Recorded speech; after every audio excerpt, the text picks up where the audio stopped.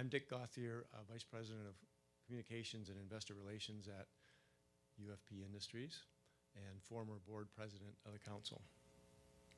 On behalf of the staff and the entire board of the council, I thank you for your attendance, both here and online. We are pleased to host the Great Decision Series on Grand Rapids Community College's campus, and we thank Bill Pink, President, Brian Nettle, Provost, and our man in the booth, Class Quant, video producer. And we thank them and the rest of our campus colleagues for their support and expertise. It is the Council's mission to empower the people and organizations of West Michigan to engage thoughtfully with the world. We do this through the support of nearly 50 local companies, 11 colleges and universities, and many community members. Together we seek to provide programming that is credible, objective, relevant, civil, and connecting. To change the world, we believe one must first know the world, and you can learn more about us and what we do at westmichigan.org. Here's a better idea. Go to worldmichigan.org, which is the actual website. Sorry about that.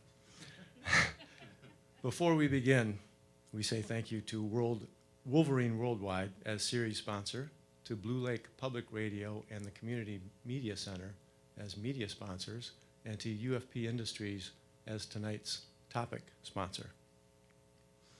Tonight we're honored to host Mr. Rick Rossow, a senior advisor at the Center for Strategic and International Studies. Thank you, Rick, for taking the time in this, I guess, unprecedented world moment to come join us here in West Michigan. Mr. Rossow is a senior advisor and holds the Wadhwani Chair in U.S. India Policy Studies at the Center for Strategic and International Studies in Washington, D.C. In this role, he helps frame and shape policies to promote greater business and economic engagement between the two countries. He joined CSIS in 2014, having spent the last 16 years working in a variety of capacities to strengthen the partnership between the United States and India. Prior to CSIS, he served as director for South Asia at McClarty Associates, leading the firm's work for clients in India and in the neighboring region. From 2008 to 2012, Mr. Rossow was with New York Life Insurance Company, most recently as head of international governmental affairs, where he developed strategic plans for the company's public policy and global mergers and acquisitions work. From 1998 to 2008, Mr. Rossow served as deputy director of the U.S. India Business Council, the world's leading advocacy group on behalf of strengthening economic ties between the United States and India. While at USIBC, he managed the council's policy groups in the energy, information technology, insurance, media and entertainment, and telecommunications sectors. Mr. Rossow received his BA right here in West Michigan from Grand Valley State University. His presentation tonight is titled India and the Quad Alliance. Let's welcome Rick Rossow. Appreciate it. Everybody's spread out a little bit, but I just ask one little favor here. If you can look to your neighbors to the right and left, and if anybody starts dozing off, give them a nudge, because we're talking about India. And I know for a lot of folks, that's not necessarily the most exciting topic. What comes to mind when you think about India? You might think of a big but massively impoverished nation that has struggled to find it, kind of meet some level of economic development. You might think of a country that is eternally locked in a struggle with its neighbor Pakistan, now of course armed with nuclear weapons, and the threat that poses for the region and beyond. You might think a technology dynamo that has developed this massive IT service industry that has taken jobs and absorbed it from around the world. And of course all that's true and a whole lot more. So why is it that in the 25 years that I've been in Washington, D.C., that I've dedicated my career to focusing on India? First of all, it was a bit of a mistake. I was a Russian studies major, but coming to D.C. back in '98, Russia was collapsing, and Boris Yeltsin was a drunk friend of ours, and so there really wasn't a whole lot of need for Russian hands, and so I got on any place I could. But my first trip to India, I went out there, met the people, tried the food, saw the culture, and just really fell in love, in a way that I hadn't for the time that I spent studying in Russia and a few other international trips I'd done. But today, when I think about why to spend my career there and why it's important for the United States to get this relationship right, there's a handful of reasons, which you may know, but sometimes they don't always get added up together on stage. Number one, it's about to pass China as the most populous nation on earth. And from then on, and forever till eternity, there will be only one answer to that question, most likely, which is the most populous nation on earth. Number two, we've had governments that have been short-sighted in trying to drive the economy into the ground, and the worst they've been able to do is 4.5% growth in the last 20 years. That ain't bad. And because of that, India will shortly become the third largest economy in the world. India will have, and is passing right now, to have the third largest military budget in the world. Top in population, third in GDP, third in defense spending. We got to get this right. There is no alternative. And they're in a tough neighborhood. You think about the countries that India borders, China, I know we have all our feelings about China, Pakistan. You think about the rest of the region, Myanmar, which has had a difficult time sticking to democracy and is currently living under a military coup. It's a tough neighborhood, and having a big democratic partner whose interests, in a lot of ways, and certainly not perfectly, but in a lot of ways are aligned, is important for the United States. Now, if you look back at the relationship, for those that need, kind of the quick little review, and again, for somebody too who is not a long time career, I should say, didn't study India and things like that, I remember a lot of the lessons that I picked up when I first got on the India beat back in 1998. One thing that you hear as kind of a top level is that we were estranged democracies during the Cold War. But as I dug in a little bit deeper, it turns out that wasn't really true. The United States was actually one of the principal proponents on supporting India's independence movement up until 1947 when they were granted independence. The first 15 years or so after India got independence, the United States was a crucial partner to India, both in terms of development assistance. India was racked by massive famine still. The United States triggered massive grain shipments to India to help avoid the worst of these famines, and we allowed India to pay for that grain in rupees, which were not convertible. You couldn't do anything with rupees outside of India. And what did the United States do with these mountains of rupees that we were making on these grain shipments? One of the great moments of U.S. foreign policy, we poured it into a program to teach India to do better in agriculture. Adoption of hardier varieties of staple crops and new growing methods and irrigation that have helped India to avoid, the kind of mass famines that we'd seen before that. The United States also, at the same time, was helping India even on security matters. 1962, India and China had a small border war, small in hindsight. But if you were to read the journal from the time of the U.S. ambassador to India, John Kenneth Galbraith, close friend and advisor, of course, of President Kennedy, once China broke through the lines at the border, India had no lines of communication, and they didn't know if Chinese troops were going to show up on the outskirts of Delhi and start shelling the capital city a couple of days later. And the United States, even in the midst of the Cuban Missile Crisis, supplied India with weapons and military advisors at the time of its greatest need. So it certainly wasn't a massive military and security relationship, and India only was open to U.S. assistance at a time of greatest need. But when it did, one country and one country only showed up. So some pretty good, I think, checkpoints in the relationship in the early years of independence. But that's when stuff started to go a little sideways. It wasn't that the United States chose against India, but we chose for India's rivals. We began to see that there was a bit of a split happening between the Soviets and the Chinese, and making sure that the Sino-Soviet split was widened was a tier one consideration for the administrations. And so we began to build a deeper relationship, especially starting in the 70s with China. Pakistan began to open itself up as well for cooperation during the Cold War, U-2 overflights, and then when the Soviets invaded Afghanistan, they allowed themselves to become a channel for moving money and material to the forces in Afghanistan that were pushing back against the Soviets. So, we had a solid couple of years in a couple of areas of real cooperation with India early on, but then we doubled down on partnering with India's two great regional rivals, and thus, began the split that really happened throughout the 70s, 80s, and early 90s. The American community, I think, really began to reopen a little bit to India in 1991. The first Gulf War, oil prices spiked, and that's one of the things when India tried to have a closed economy. It's one of the things they had to continue to import. And when oil prices spiked, they were running low on foreign currency. And basically, the International Monetary Fund got India to agree to begin opening the economy, allowing trade and investment, allowing foreign currency to move through in exchange for a bailout program. So 91, you began to see that first little dawn and awakening, which was driven primarily by U.S. companies and their interest in doing business in the market, which, hundreds of millions of people, still desperate poverty, but those living at the top is still a pretty big number, and maybe they want some stuff. So you began to see, and we were talking just before the event began, too, about that first wave of American investment that I was engaged in. India needed electricity generation, and they offered rich contracts to any company that would pour money in there. Fixed rates of return, guaranteed markets, you're only selling to the state utility. But about the 14 projects that were built in India by American companies, they all ran into serious payment problems.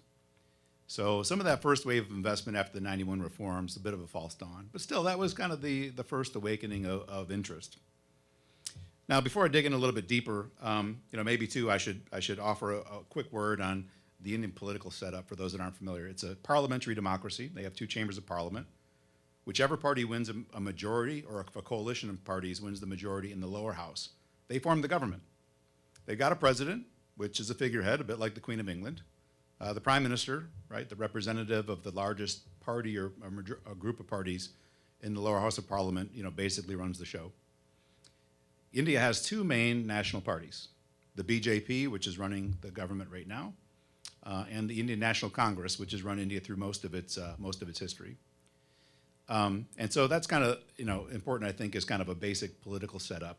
India has 28 states. They exert most day-to-day authority over people's lives in as much as it touches government. So if we talk about the birth of U.S.-India security relations, kind of leading up to the Quad, you have to look a little bit further out from the 91 reforms. In 1998, India tested nuclear weapons. And that was a wake-up call. India tested and Pakistan tested later that week. It was a wake-up call. There were mandatory sanctions that were implemented against both countries. I was involved in the process because the sanctions had no waiver authority built in. They were meant to be so scary and frightening that no country would ever test nuclear weapons. But when India and Pakistan did, the Clinton administration early on knew that they wanted to at least have the ability to waive those sanctions. And so we began lobbying Congress to try to get the authority to be able to waive those sanctions, which President Clinton did not long after the waiver authority passed. And that was a critical moment when the United States decided that, as we see now, North Korea has just developed nuclear weapons. Iran dabbles with it in times past, Syria, South Africa. India really is the first case where they were kind of welcomed in. We began a process for normalizing India being a nuclear weapon state. And in fact, just a few years after the nuclear tests, to crack the door open on potentially sharing civilian nuclear technology. The kind of speed that you saw, I think, after the nuclear tests on the rethink and the relationship with India. The numbers I gave you at the outset, population, economy, things like that, it didn't take a genius to see back then, too, that things were probably heading broadly in that direction, although I think at the time we thought it would take a little longer.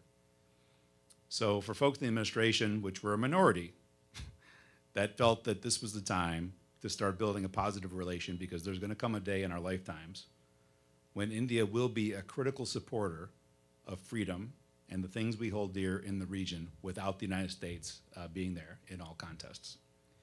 So that was a big period in '98, gut-wrenching time when the vast majority of people in foreign policy establishment felt that we should sanction India to oblivion, get them to forswear nuclear weapons, and a small number of influential folks decided to take a different pathway and they went out. And it was not an easy fight at the time. Now, the relationship, you kind of entered, I think, this phase just after that, when the two capitals began sending critical signals to each other to say we're ready to start doing business differently. And this is really kind of warming things up in the U.S.-India security relationship. Two in particular stand out, where each capital kind of flagged to the other that we're breaking out of old think, the Cold War mentality, the divided democracies. In 1999, India has all these military bases up in the Himalayas and the border with Pakistan. And you can imagine these are the toughest places in the universe to be living at during the wintertime. So both sides usually abandon these bases. India in the spring of '99 came back up to retake the bases they'd abandoned, and Pakistan soldiers had taken them over. They got up the mountain first and began raining fire down on the Indian soldiers coming up the mountain. And it was a short, fierce conflict between India and Pakistan. You know, both of them knew nuclear weapons, although I don't remember a lot of concern then because neither had a large store of nuclear weapons, but still, you know, a big deal at the time. And to India, it was the first time the United States had ever sided with them against Pakistan. Pakistan, our Cold War friend that had done so much for us during the Cold War. And for us to break from Pakistan and support India's position in the Kargil War was really significant. India hadn't expected it and certainly very much welcomed it. On the flip side, India flashed its own signal to the United States a couple of years later. The election of President George W. Bush. And while it's tough to remember sometimes what foreign policy looked like before 9/11, he was in office for the greater part of a year before everything became changed, you know, in a different direction because of the attacks. And the most significant foreign policy announcement that the Bush administration made when it first came in was the announcement that we were going to try to create a missile defense shield. When we thought that a missile attack, a nuclear attack, would come from a state actor. And we had treaties with the Soviet Union, with Russia, saying that we wouldn't try to develop this. You know, that was meant to be like a ceiling on the arms race. But we knew, you know, at that point we could dramatically outspend and we could protect our own citizens. So President Bush announced that we were going to create this in abrogation of our treaties. And India, shockingly, came out and supported that. India with a long historical relationship with Russia. India that had always fought the United States anytime that we wanted to go our own way. They'd always say, go to the UN, go to international community, don't do your own thing. So in 2001, India sent its own signal. And it shocked the Washington establishment too, that they were willing to support this initiative by the Bush administration. So a lot happened, you know, I'm going to fast forward, of course, because we want to spend a little more time on the Quad, but, you know, a lot transpired in between, some highs and there were some desperate lows. You know, nuclear cooperation fell off because of a bad law that India's parliament passed, and we lost a key fighter deal that we thought was kind of owed to us because we opened the door for nuclear cooperation, and the arrest of an Indian diplomat up in New York a few years after that. So, you know, things were really on a downspin until 2014, until Narendra Modi was in process. We knew that he had political winds behind him and he was probably going to win the 2014 election. Now, the United States government had cut off ties with this guy. He was the leader of a relatively developed state in India, but early in his tenure, he oversaw a massive pogrom against Muslims in his state. And there's questions about, was he guilty? Was he culpable? Did he aid and facilitate? At any rate, his visa to the United States was revoked. High-level U.S. officials were barred from any contact with him. And that remained in place from 2002 up until 2013, late 2013, when we saw he was probably going to become the next Prime Minister of India, and we sure as heck better have somebody go in and at least say hello. Now, it wasn't that U.S. relations were cut off altogether. He always had a good relationship with the Gujarati diaspora, with business community. He'd done a little bit of travel around the world, trying to drum up investment for his state. But we didn't really know what was in the cards. What would he stand for? What was his foreign policy? Where would he take India in the future? We thought he'd be pro-business, but beyond that, we didn't have very much of an idea. And we got a pretty good inkling of it his first day in office. He won the election. May 2014, he went for the swearing-in ceremony, and he invited all the regional heads in South Asia to come to the swearing-in ceremony. And, you know, a lot of people around the world clapping, hoping that this was the moment that you'd see peace and stability in South Asia. Pakistan's prime minister shows up, they exchange gifts and things. But a couple of other things were happening on the sidelines that I think gave, you know, the U.S. foreign policy and others a little bit more of an indication on what we might see. Most significantly, among the leaders that showed up was the head of the Tibetan government in exile. And there's nothing India has within its own borders that can poke Beijing more than by recognizing and doing things with the Tibetan government in exile. And so to have the Tibetan prime minister attend this meeting along with other regional heads of state was the one thing that Beijing noticed that day. And that, I think, for the U.S. foreign policy establishment was the first, you know, thought that, you know, it looks like India, which had faced a lot of pressures from China on trade, on border issues, on maritime issues, on cyber issues, a wide range of areas where China is pushing a lot of friction towards India, and India trying to ignore or shrug it off. And this was the first time, a small thing, a subtle thing, but the first time that we saw India start to push back a little bit. Now, defense relations, since Modi took office, have really blossomed. On the econ, I won't spend a lot of time on that, but I boil down his economic policy in two big buckets. He's pro-investment and anti-trade. He's opened up investment norms faster than any of his predecessors had done, runs around the world courting investors, which is very unusual for Indian leaders. But he's also, because he wants to try to trigger a better manufacturing sector. In India, manufacturing makes up about 13% of GDP, which is about half the rate of a lot of what they consider their Asian peers. About 50% of Indian labor is stuck in basic agriculture that we would recognize probably from 200 years ago. A cart and a plow, and a cow and a plow, and that's kind of what things go on. So getting more people out of basic agriculture and into higher value sectors, manufacturing, is critical. So he's been reimposing barriers, making it more difficult for foreign companies to export to India as a way to give a little more space for Indian companies to be able to grow and manufacture and take care of the local market. It did not work out very well for that period from independence up until they opened up the economy. If you were to visit India back in 97 or 87, before they began to open the economy, it'd take you 2 years to get a phone line hooked up, 2 years to get a car, and they only had one car model, and everybody drove the same car in the entire country practically. So there was one computer and one soda pop that was a knockoff of Coca-Cola, which Coca-Cola now owns. But with Modi looking to close the door on trade, that's raised some real concerns, I think, from a lot of India's commercial partners. But on defense, things have been moving gangbusters. And this is kind of the second phase in the opening of U.S.-India relations, which is we've been working on novelty, carving out new ways to partner with India on defense. They are not a treaty ally and probably won't be anytime soon. So how do we carve out new spaces to transfer key technology and do new things with them on defense that we don't do with other partners? It's not easy. The Department of Defense has to, really push some offices and some people in directions they're not used to try to carve out a new space for building a dominant defense relationship with a country that's not a security partner. But we're doing so, and I can walk through a bunch of the reasons and ways that that's happening. But I think in the last 4 years, the most significant development has been the rise of the Quad.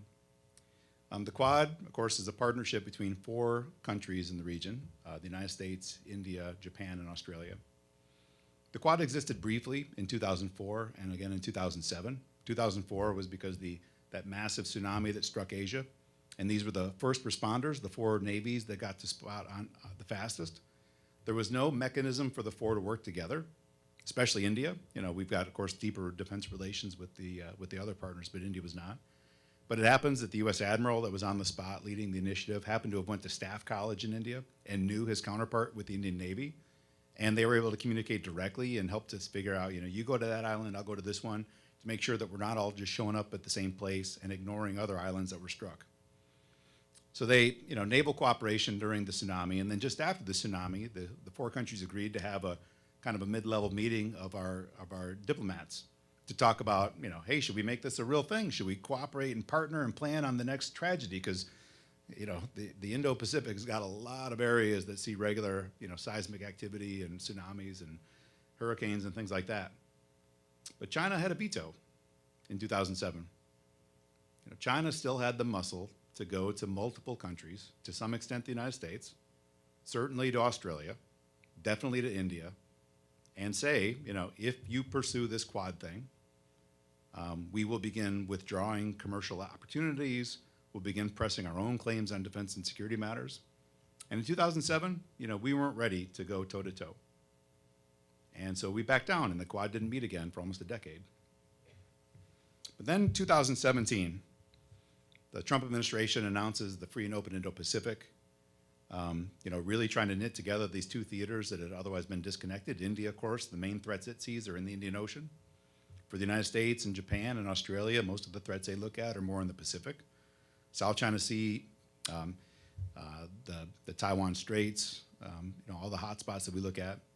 So announcing that knitting this together got India a little bit more excited. In fact, the Secretary of State at the time, Rex Tillerson, actually came to my institution. It was the first foreign policy speech that he gave and laid this out. And it was just eye-opening. He sent a copy of the speech the night before, and it was just amazing to see what they were putting on table there.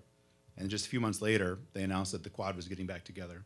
First at the Assistant Secretary level, so kind of mid-senior level. Then, foreign ministers and the Secretary of State. And under the Biden administration, they moved it all the way up to head of state meetings. So there's a lot of momentum there. But so far, it's focused on anything other than defense relations. The Quad is focused instead on strategic commercial. And what does that mean? Well, think about all the product areas, all the commercial areas where China has enough muscle to potentially put a stranglehold on global trade. Critical minerals that go into technology development, ingredients that are the baseline for pharmaceuticals. Of course, we know, you probably have seen to some extent with 5G and the development of undersea cables quietly. I mean, you probably haven't heard as much about undersea cables as 5G, but I tell you, for me sitting in tier 1 meetings with senior officials from the 4 countries, they're almost as concerned about China's suddenly ramp up about developing undersea cables and controlling communications between continents as they are about 5G. So far with the Quad, you see the focus on a lot of these strategic commercial areas: infrastructure, pharmaceutical development, critical minerals, technology, and to some extent data. India, for instance, has banned hundreds of Chinese apps, including TikTok. TikTok is banned in India. A lot of folks have figured a workaround, but it is technically banned along with more than 200 other apps, because they're also as concerned about China's ability to dominate data. I mean, everybody in this room, there's probably at least as much information about your lives held in Beijing. And if any of you think that there's even a chance that a Chinese technology company can withhold that information on request from the government, it's impossible. It is simply impossible. From somebody that's done business in China, the bright lines between business and government are only as bright as the government allows them to be. And if your firm has senior Communist Party members, do they believe in your firm leadership, or do they believe in party leadership? So even data domination, has become an area that the Quad countries are starting to talk about. They set out a kind of a list of broad themes that they think companies should adhere to. Would they go for, like app bans? Would they collectively decide? That's one of the areas you might see the Quad move into. Another area, as we think about the evolution of the Quad, and I'll wrap up with some thoughts on evolution. Another question that comes up a lot is what might happen on allowing other countries to join? I mean, the Quad seems kind of limiting because, it means 4, but there are other countries, that are talking about, can they be allowed to participate? And I think what's most likely to happen is it's like the UN Security Council. I think they're going to want to keep the 4 as the deciders, and other countries that agree with principles, and they could probably be able to pick and choose. They can jump on board, but won't necessarily have to be beholden to everything that the Quad kind of initiates and moves on. Third, are they going to move into military cooperation? They will at some point. I can't imagine they won't. They already do to some extent. There's a joint naval exercise of the 4 navies called Malabar, which, mostly because of India's prompting, they don't officially announce it's a Quad activity, but it's the same 4 countries. So it doesn't take a giant leap of faith to understand that, they already are moving to some extent into military cooperation. The last area, and this one gets a little bit tricky, is in terms of future, is how are they going to characterize its mission? And this is a really hard one to grapple with. I hear about this sometimes talked about as the confluence of democracies. And that sounds great, and we all want to get behind it as good Americans. And you realize that if the challenge that China presents is as great as a lot of us think it is, we can't just simply say only democracies are allowed on this side, because there's a whole lot of countries that are going to be on the other side. Bangladesh, 180 million people, practically ignored. Pakistan some days. Think of Myanmar. There's a lot of regional swing states that we may not consider on a good day to be perfect democracies. And we'd rather have them if they would choose to be so on our side. So I do like the idea of standing on principles. I think principles like freedom of movement and things like that would be a lot more comfortable for these countries. But if we start talking about it as confluence of democracies, but I'm an outlier in that debate, so most people still like using that language. But that's another thing I think the Quad is going to have to grapple with. what is the organizing principle? If it's democracy, then it's limited, but pure in some extent. But we may find that there's a lot of critical countries we'd love to have on our side that are going to feel they just can't be part of the club that way.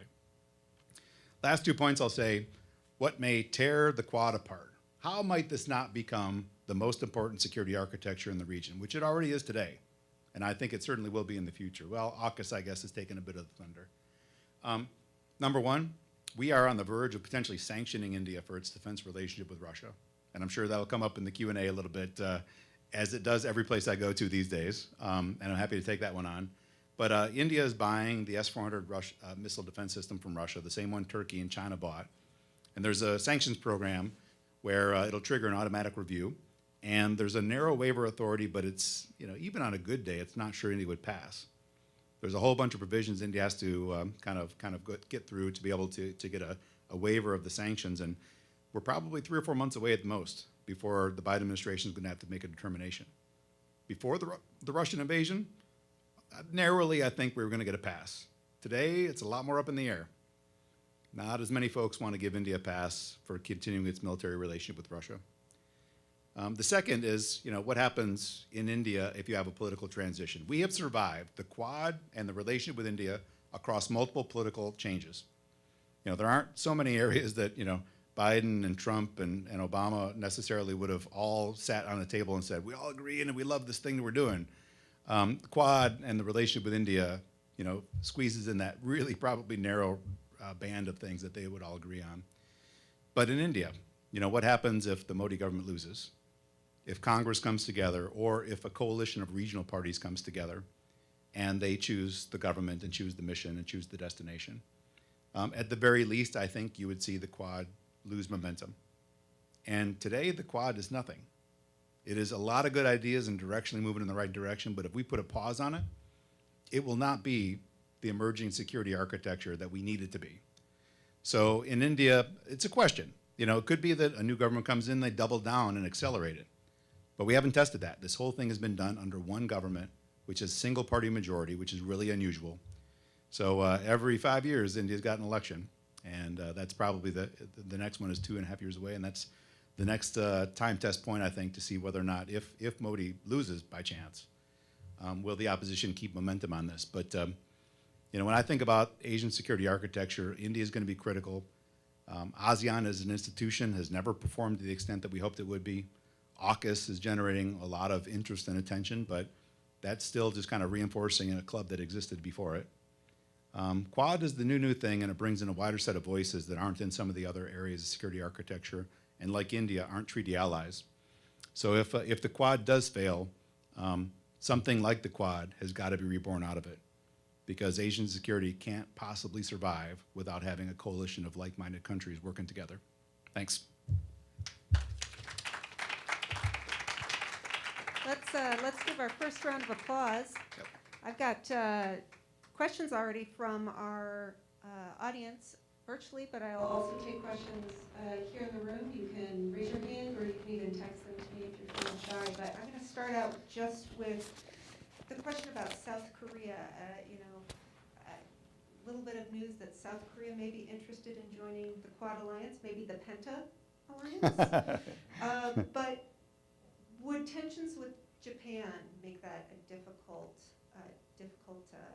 new partner in that alliance? It would, but at the same time, I think that especially with the new government in Korea, which appears a little bit more confrontational and a little more forward-leaning on some of its own security threats.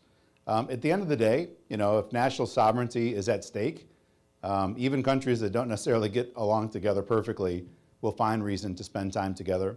So the fact that Korea has shown some interest, although most of what I heard on that was before the election, they know Japan's already in the club. And I think, they've got enough other partners there where it's not simply going to be, a Japan-Korea alliance or something like that. So I think there's space to accommodate once Korea believes that its national interest is at stake and strong enough. But, again, does everybody want to have another veto member of the Quad, or do they simply want Quad to be the core and others to come on and participate as they like, which actually may be more appealing to a lot of countries. So I think there's going to be space at the time that they recognize, this is the only way to ensure our own national sovereignty in the region. So my question I'd like to add basically. So with the Quad, especially the Quad Plus with South Korea and all those countries included. So you officially named it? It's done? All right, good. So with that being done, is not China have a claim to say that the Quad in fact is a pseudo NATO created to contain them and basically as a tool of ideological welfare? And the other question is, let's say U.S. section India, will that not send a signal to other countries in the region to like, hey, we have to look for ourselves, and just like Pakistan and India did, let's do military proliferation and get nuclear weapon. So what if that failed? What would be the effect on that region, basically? Yeah. All right, China first, China and the Quad.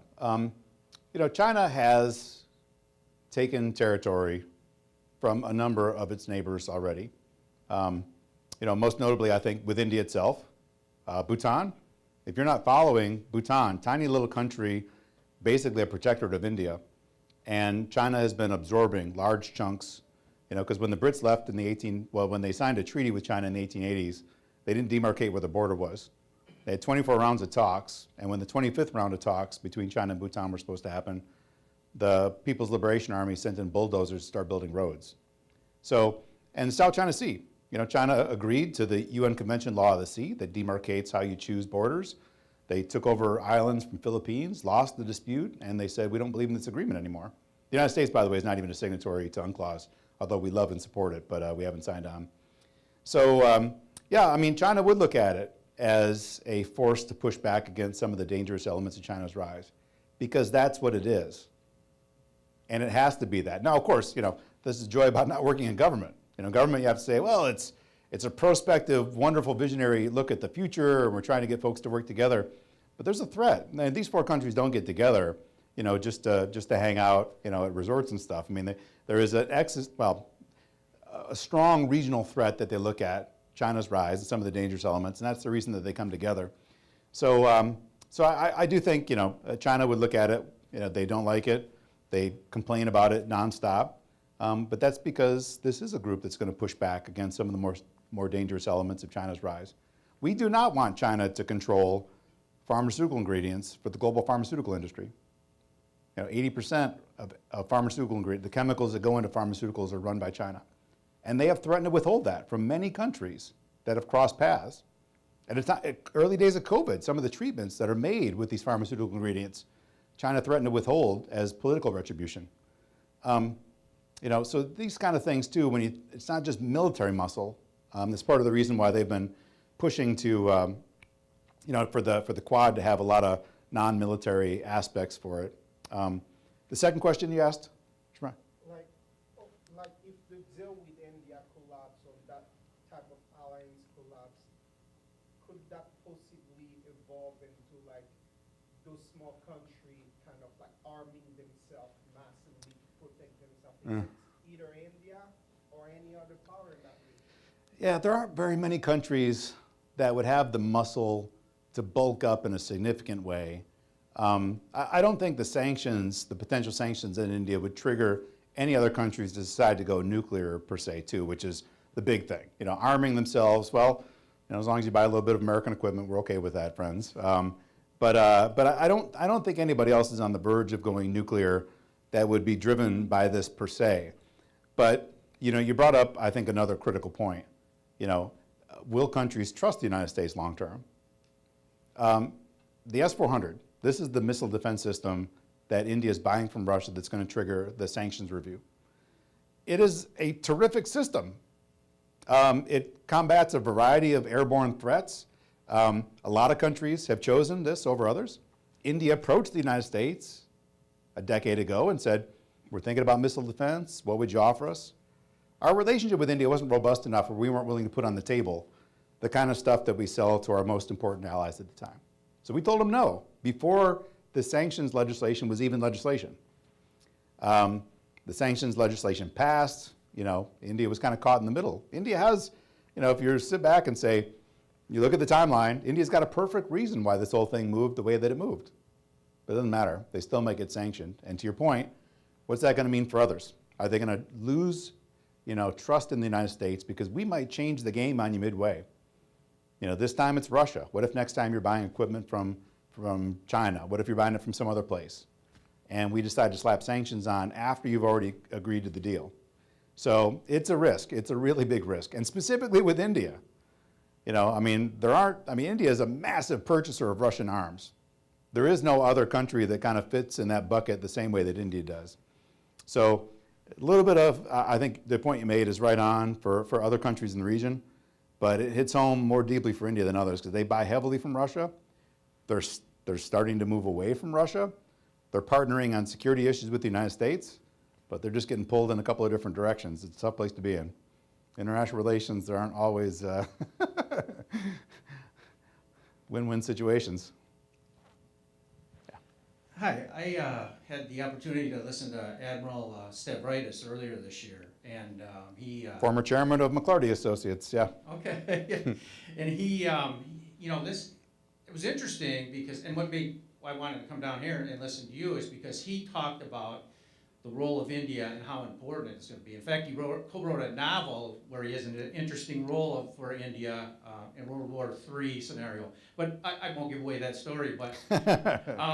what I found interesting, though, is that, India has been hasn't got the attention that other countries have, in foreign relations. But now, especially, at least from a personal standpoint, what I'm learning is, they have an important role to play. But what do they think about, China has been very aggressive in Africa, trying to get trade going. And I think they really want to get access to resources from Africa. Does India have any strategy or something, or things they're doing to try to get more market more markets open in Africa? Well, let me just start. The question you didn't exactly ask, but why India underperforms, and why it's just a few jokers like me that continue to beat the drum. I boil it down. India's a country that we're not going to go to war against, and in the foreseeable future, we're not going to go to war with them against somebody else. And if you don't fall in one of those two buckets, it is hard to pay attention. Think of all the countries that committed troops in the war of Afghanistan or the fight against ISIS, and India wasn't there. Even though, like with ISIS, they had a lot of people that were killed.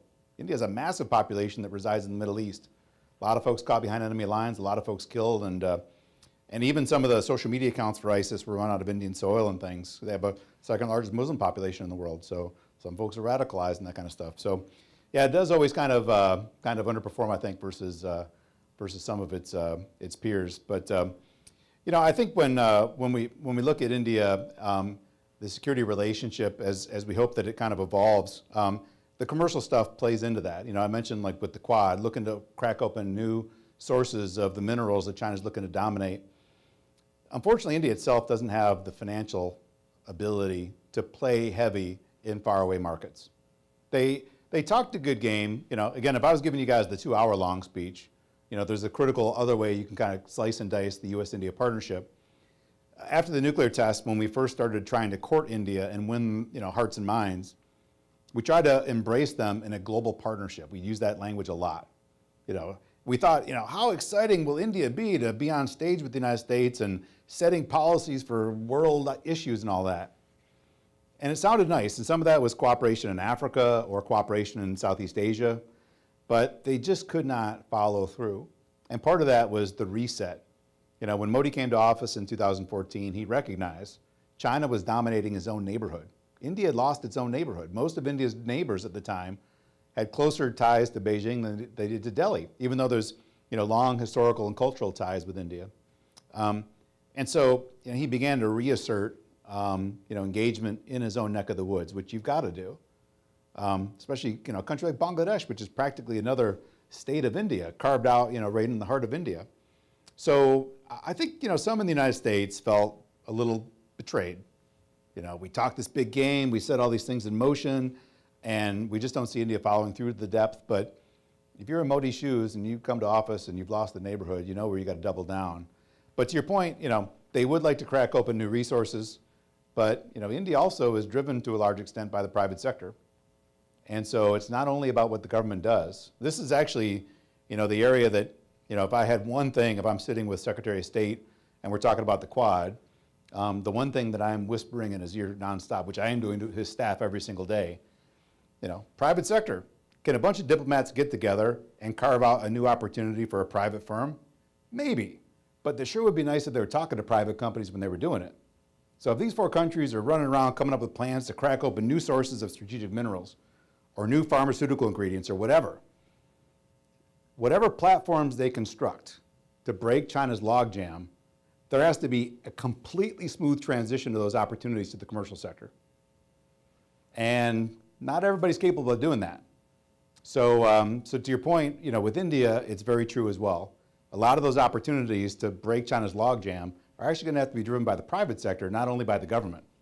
So it's going to be, a level of nuance that not everybody's perfected, I think.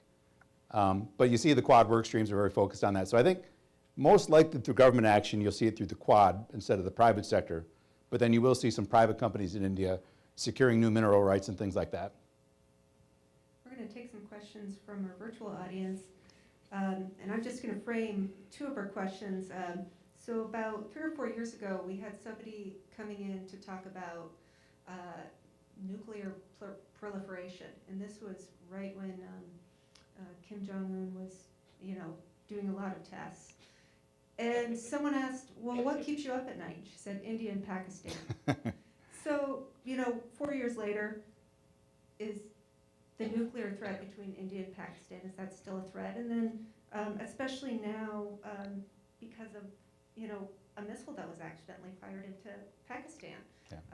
What is that relationship looking like now? The relationship is in an absolute deep freeze. Up until recently, there were private talks that were being done between the national security advisors. I don't know if that's happening anymore. There's very few formal channels of communication. They still do the things that they have to do. They exchange prisoner lists and nuclear installations and things like that. There's some pro forma stuff they do that kind of shows good faith effort and such. But beyond that, there's nothing really happening right now that gives anybody hope that bigger logjam issues between them are about to be broken open. On the nuclear threat, though, I think we saw something that gave us a little more comfort. 4 years ago, when the two had a pretty real escalation, including airstrikes cross border, and to see that the two sides can initiate an escalation, terror attack, airstrikes, and not continue that escalation was good. It's, you don't want any kind of attacks happening, but you certainly want to know that both sides are able to call it off. And when an Indian pilot was shot down in Pakistan, they returned him just after that. So I'd say what could have been the scariest scenario we've had in the last couple of years ended up showing responsibility that is good to see that sort of tested. So I don't think the nuclear disaster clock, if you've got one for South Asia, is any closer, and probably a little bit further because it does show the ability to climb down. But one massive attack like the Bombay attack a few years back, and you could have the two mounting the militaries against the border again in pretty short order. Luckily India has got such a dominant position in every way now that I think they do realize they can take a hit or two without having to react in a massive way. So I don't think the nuclear clock is probably a little further away than it was maybe 5 or 6 years ago, because they've tested it in crisis and they've shown that they are willing to climb down from the brink. Just as a follow-up, I'm reminded of your story of the naval officers during the tsunami and just the power of connection between two opposing sides working together in joint exercises, helping to maybe create. So maybe you might comment on the difference between, say, high-level talks versus this sort of on-the-ground building relationships, and what you see as more important or most important. Yeah. Well, it's pretty important to have that ground level reality. I think we were a little slow to recognize that India was quickly shifting its gaze away from Pakistan as its primary security threat and towards China. Now, again, we'd been kind of nudging, from the original opening with India 20 years ago, when we were trying to start creating a deeper security relationship. China was certainly in our minds. But it was a little slow, and I think the Indian population probably was adapting quicker than we were recognizing.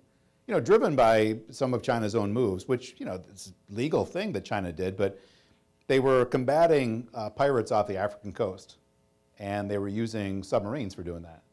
And if you're familiar with African coastal piracy, it's rowboats and motorboats. A submarine is not exactly the right tool for using against a small motorboat with an AK-47. But for China, this was its ability to flex, its ability to operate long distances and mapped undersea corridors in the Indian Ocean around India's neighborhood. And a couple of these subs popped up in Sri Lanka. Now at the time, Sri Lanka had a government that was relatively pro-China. But still, for India, with long historical ties with Sri Lanka, to see that China was using it as military basing was pretty striking. So I was doing a speaking tour funded by the State Department across India just after that to universities. Halls like this, and students standing up and, frightened by the idea that Chinese submarines were in every mud puddle in the country, with a periscope looking at what they had for breakfast. I think nothing did a better favor for awakening the Indian population up to Chinese submarine maneuvers in the region there. That seemed to strike a national chord that nothing else had done, including, about 5 years before that, when China actually had troops camped out on the Indian side of its border, an undemarcated border, but nobody's supposed to camp out. Chinese troops camped out for weeks. Film crews out there, TV stations, and India had no tools to try to expel them, barring initiating a hot war. And so China itself, I think, is kind of, amped things up, and we were a little slow, I think, to recognizing how far, the society had come. So crucial to have both. You gotta have your ideas rooted in what Indian politics is willing to bear. It's a democracy, but also the high-level, interesting ideas that oftentimes, come from the top. So it's a good mix. Thank you. We've got a couple questions, two questions from one of our members. What should the U.S. be working to achieve through the Quad as key objectives? So, what's in it for the U.S.? What should they be going for? And then also, this is more to the business side of things. Do you think business reform can advance significantly in India? My experience is that setting up business in India continues to be very old style, even as technology has advanced. Yeah. It's getting better over time. I mean, I spend a lot of my time. You kind of referenced it, the work I do with McClarty Associates is past, but actually it's current. I'm still managing director of McClarty's. So we work with a lot of the largest companies on earth and their operations there. And it is headache after headache, and better than it was 20 years ago. So, my kind of opening punchline sometimes when I sit with a company that has tried a few times and maybe failed or had a miserable experience, my opening line is 20 years from now, when it is the most populous country and third largest economy, if you're not there in a big way and you don't have a footprint and name brand recognition, it will be costly and embarrassing for your company versus your competitors. So you can either wait till it's a lot easier to do business and you're totally comfortable, in which case you're going to have lost and have so much space to pick up, or have the fortitude to suffer a few slings and arrows today, knowing that it's getting better over time. And overall, if you're making a significant investment, if you frame it as aligned with the government's goals, they'll be supportive and help. So, can't wish away the problems. They're there. They're better than they were. They continue to move in the right direction. The market's growing. So the question is, do you jump in when the pool's perfect? Or do you get in a little sooner and hopefully try to warm things up a little bit? But sorry, the first one you asked to was? The U.S., what is their interest in the Quad Alliance, or what should they be reaching for in their goals? Well, it's twofold, I think. It's a great question. Sometimes you just don't sit back and think, but number one is breaking China's ability to issue a stranglehold on areas of the economy that we consider strategically important. So that's number one. So again, the minerals, the pharmaceutical production, China can practically put a veto on global production of all these things. That is really dangerous. And they've employed it constantly against neighbors and others that they felt aggrieved by. Number two is the regional system of order. How do you confer penalties to try to get China to avoid some of its more dangerous activities? Again, China signed on to the UN Convention Law of the Sea. They broke it. They lost a case, and they ignored it. how do these countries together decide the best way to confer penalties on China so there's a cost? So again, thinking about digital domination, would we agree? Because in the United States, some companies, government agencies, they've also banned TikTok. It's a good idea to ban TikTok.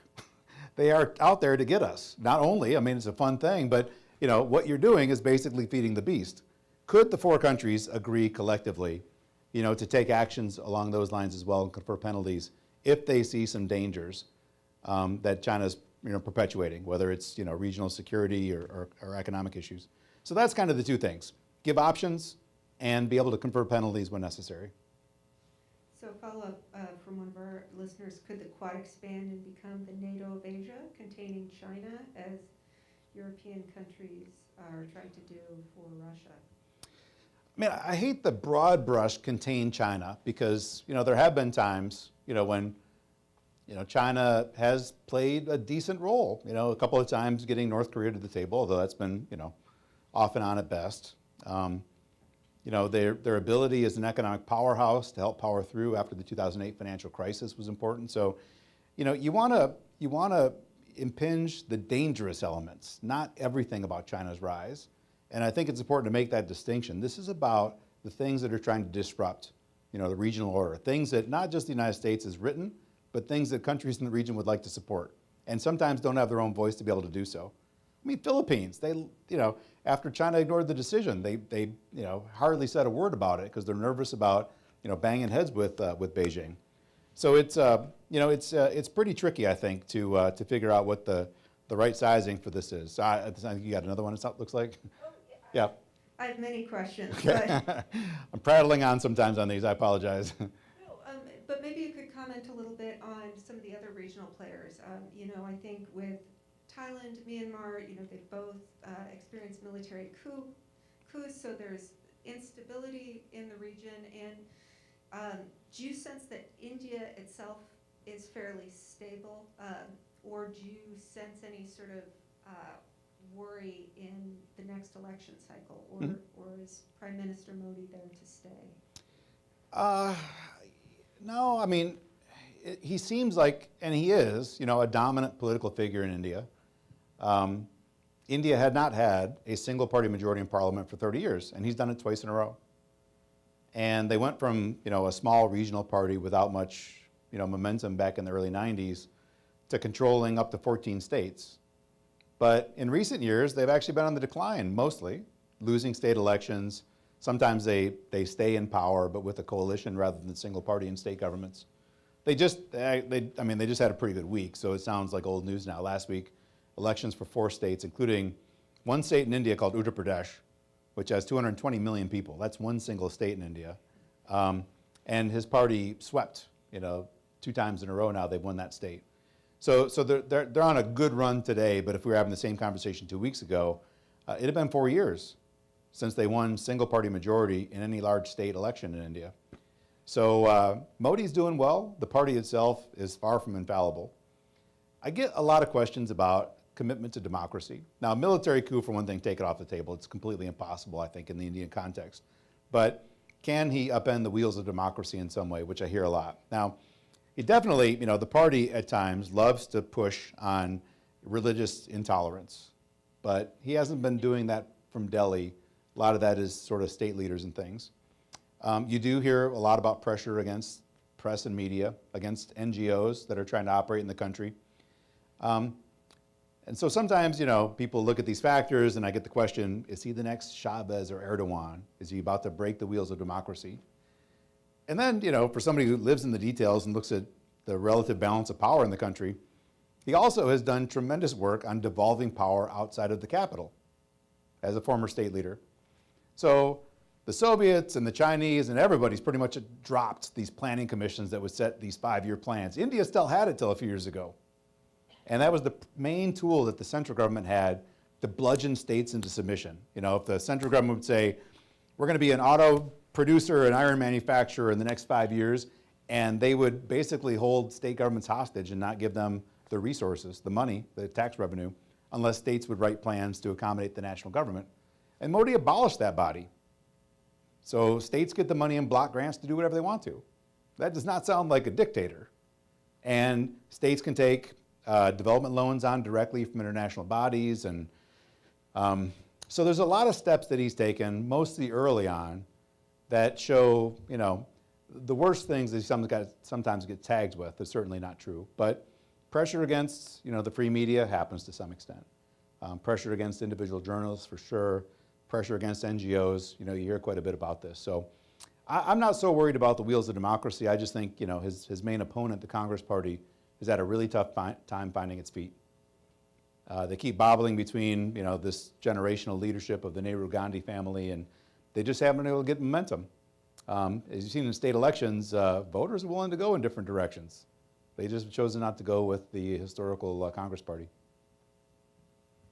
Uh-oh. No, this is the easy one. All right. This is your softball. No, I just want you to talk a little bit about where India is coming down on Putin and the aggression in Ukraine. You said you were going to talk about that, and we didn't really hear about it. Yeah. So I would love to know whether you think the economic ties with Russia are too strong to join the community of nations that are opposed to what Putin's doing. Yeah.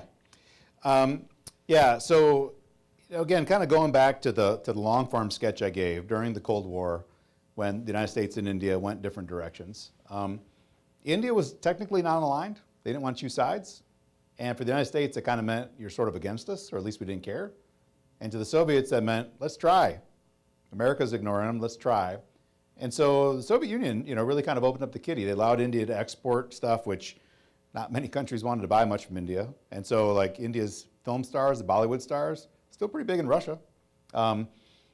Technical exchanges, Indians would be able to visit, technical colleges and that kind of stuff. But most important was defense equipment. The Soviet Union was the primary provider of military equipment to India. So today, even after India's begun diversifying and buying a lot more from the United States and other partners, 70%, I think, of its tank force is Russian-made. Its entire air wing for the Navy is Russian-made. Its only nuclear submarine is Russian-made. Half of its conventional submarines are Russian-made. Half of its service vessels are Russian-made.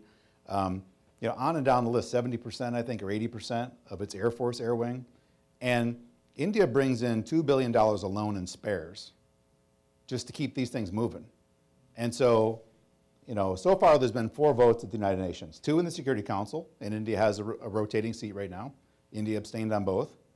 1 in the Human Rights Commission and 1 in the General Assembly. India abstained on both, and they both passed. So India's position has changed slightly.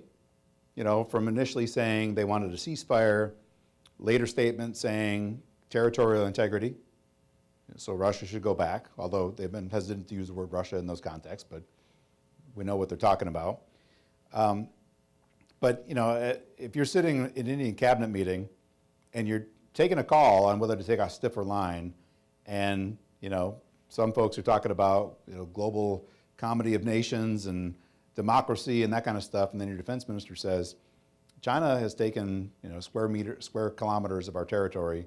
Our troops are armed with Russian equipment, and our ability to counter will degrade within weeks if we can't bring spares in.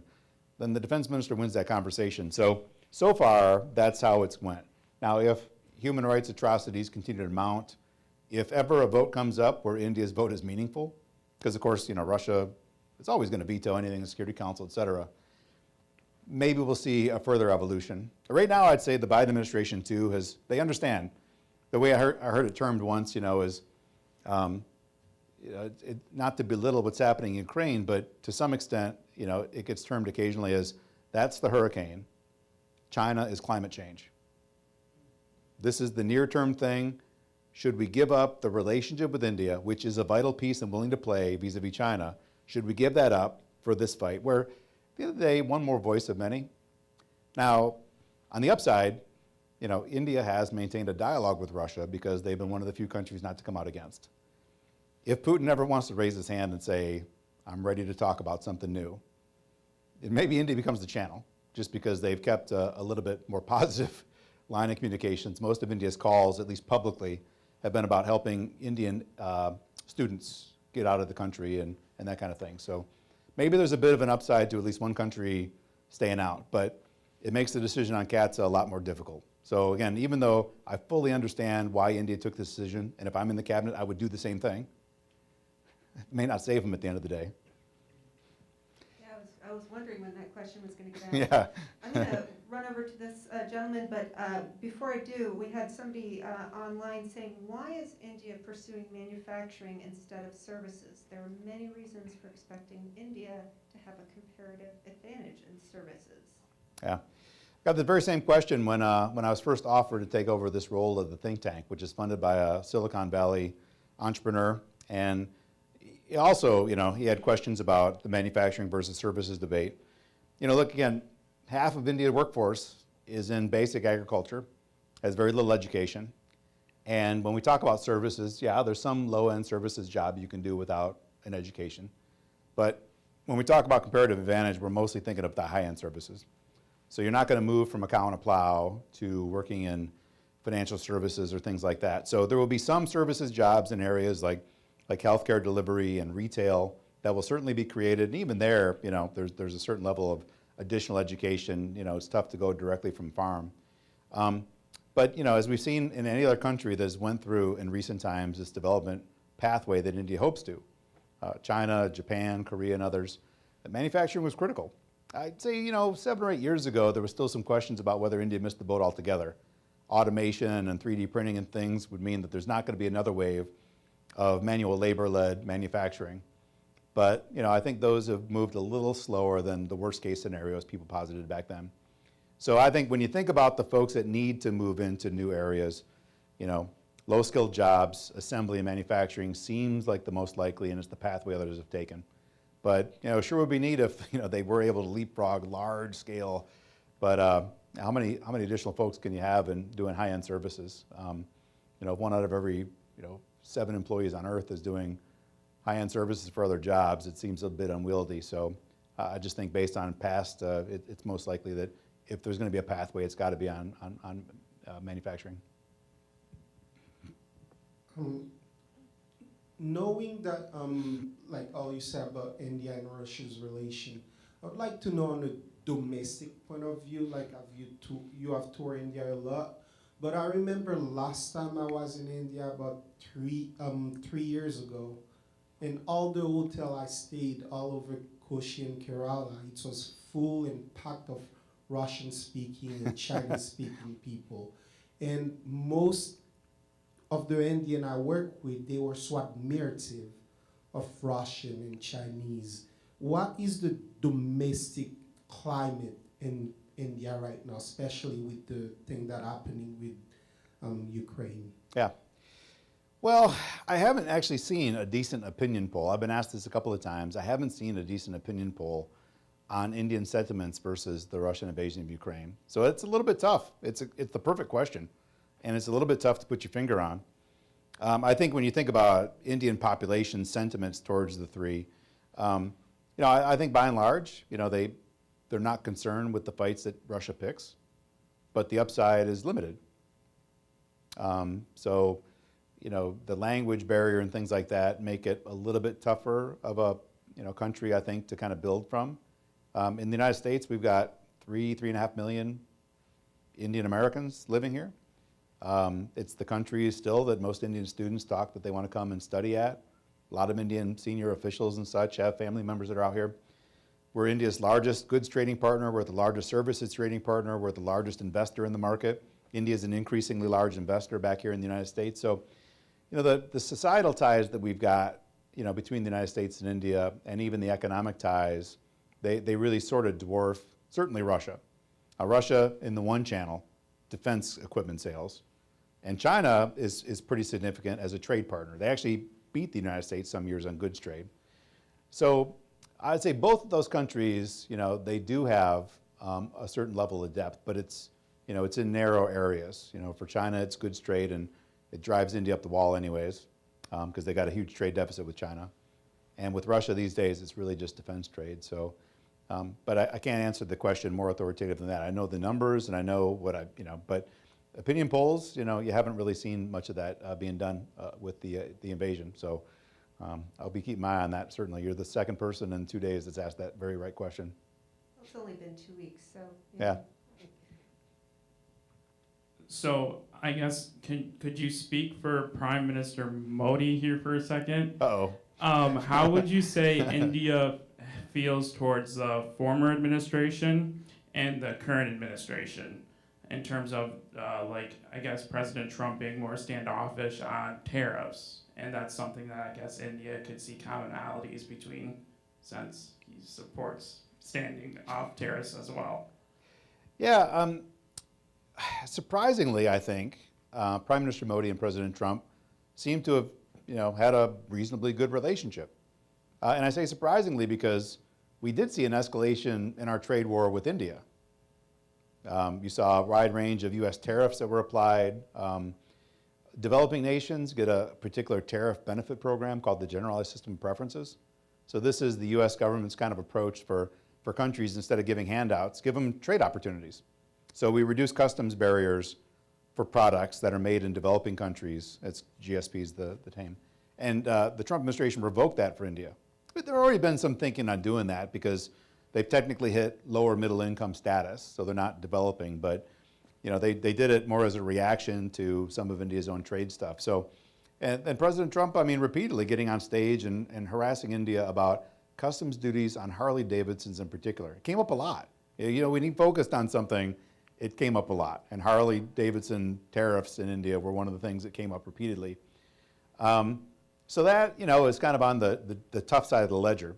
But to announce the Indo-Pacific, to announce, that we were deepening our security perceptions, which had a lot of overlap with India on the threats to the Indian Ocean, I think that provided some real ballast. And the fact that, that narrow group of leaders that he chose to engage and say nice things about and everything, India certainly fit in that. So I would have thought things would have went a little bit worse, just because India was directly attacked on trade pretty directly. Now, most of it was frankly reasonable, because India had adopted tariffs on its own and stuff. But the Biden administration, we're still missing, for instance, like we don't have an ambassador to India yet. The mayor of Los Angeles, Eric Garcetti, was nominated, but that hasn't made its way through the Senate yet. So, we haven't had as much of our U.S. India bilateral stuff. So if you think about the major government-to-government architectures that are set, the principal U.S. India dialogue that's supposed to take place every year is called 2+2. And what that code for in D.C. speak is the U.S. Secretary of Defense and the Secretary of State will come together and meet with their Indian counterparts once a year, 2+2 format. And it's critical because, when you think about American power projection, it's a mixture of diplomacy and military.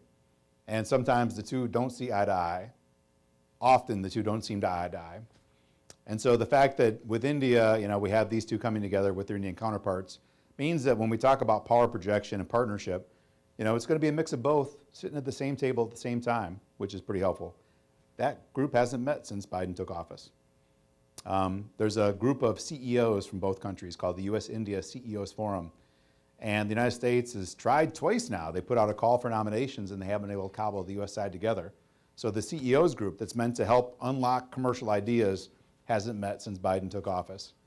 There's a commercial dialogue that the U.S. Department of Commerce runs with that hasn't met. So a lot of these critical dialogues that, at least for government, help to get their head on straight and think about the next steps haven't met. You see a lot of action and activity through the Quad. So the Quad probably has been a little bit better vehicle for getting stuff done than our bilateral stuff has been per se. So it's not the way it's supposed to go. We should be able to walk and chew gum and do both simultaneously, but hasn't really worked out that way quite yet. So lots more that can be done for getting the governments together. I think we've run out of time, so we'll have our program conclude there. But let's give a wonderful round of applause for Rick Rossow.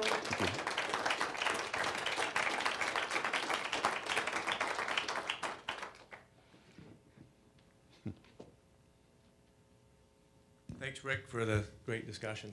Our next Great Decision program is 1 week from today in this place at 6 o'clock.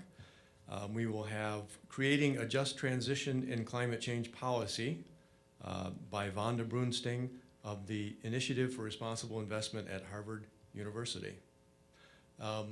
We don't mean to be inhospitable, but immediately following this, there's going to be a class, a post-presentation class on this program right here in this auditorium. So if we want to have further discussions, let's go outside the auditorium to do that.